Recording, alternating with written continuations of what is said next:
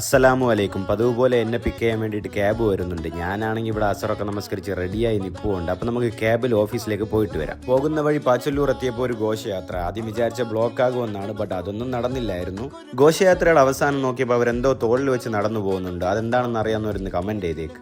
അങ്ങനെ ഓഫീസ് എത്തി സ്റ്റെപ്പിലൂടെ നടക്കാൻ ഇന്ന് എൻ്റെ കൂടെ ശ്രീറാമും ഉണ്ടായിരുന്നു. അപ്പോൾ നോമ്പ് തുറന്നിട്ട് വരാം.